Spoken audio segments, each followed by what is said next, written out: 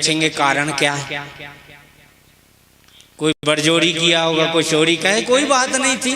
इतना सा काम था कि मैं चरण धोना चाहता था, चरणामृत लेना चाहता था, इतने बस यही कारण था।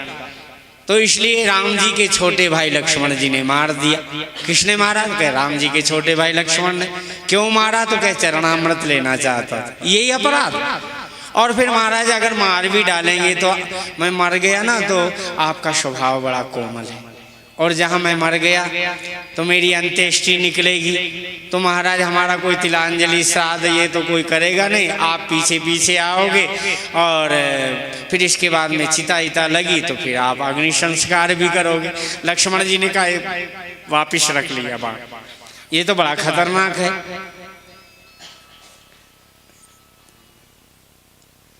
तो भगवान राम जी ने कहा लक्ष्मण देखो ना, सुनी केवट के बैन प्रेम लपेटे अटपटे बिहसे करुणाएं।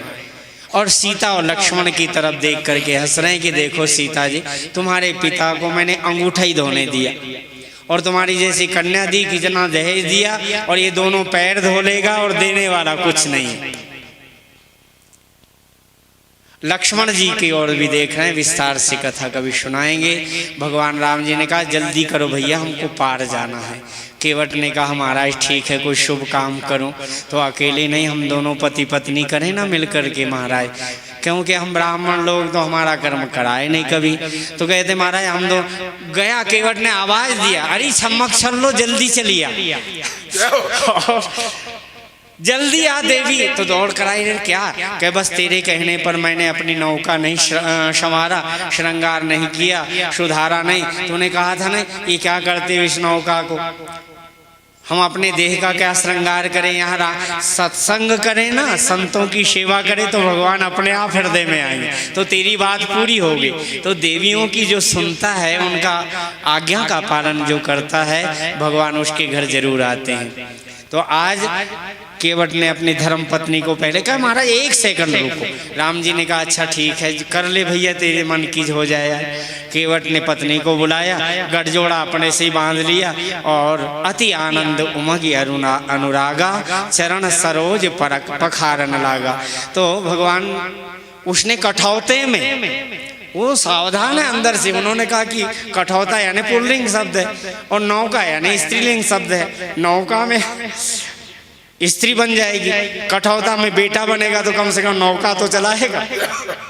सावधानी से काम कर रहा, कठौता हाथ में लिया भर करके और राम जी से कहा पांव रखो। भगवान ने कहा धरती में रख देना, हम दोनों पैर से खड़े हो जाएंगे। कहते ना ना आप ऐसा करो। यहाँ पैर रखा तो हिलाया, तो राम जी ने कहा भैया मैं गिर जाऊंगा, एक पांव से खड़ा हूं ना। केवट ने कहा आप मेरा सिर पकड़ लो ना।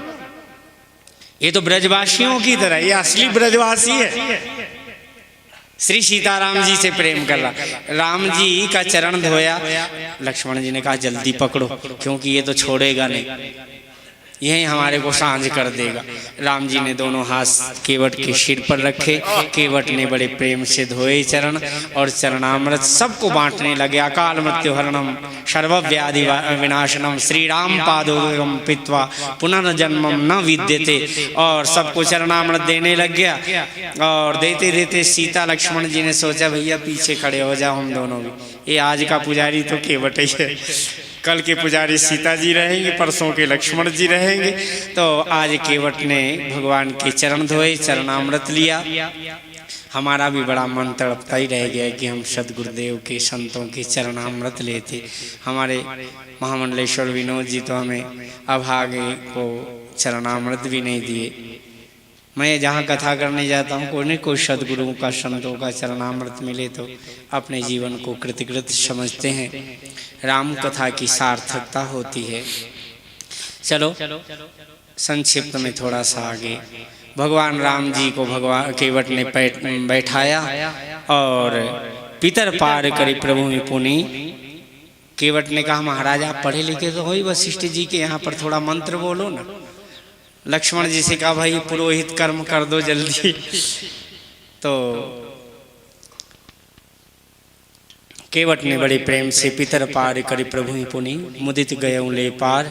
और केवट को बुला भी रहे थे मांगी नाव, लेकिन कभी केवट ने प्रणाम नहीं किया, हाथ नहीं जोड़ा, कुछ नहीं, बैठा रहा चुपचाप।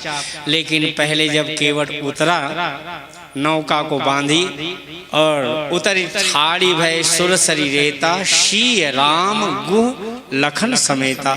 जब उतरे हैं अब केवट उतरी दंडवत कीना और भगवान के चरणों में लेट गया, रो पड़ा।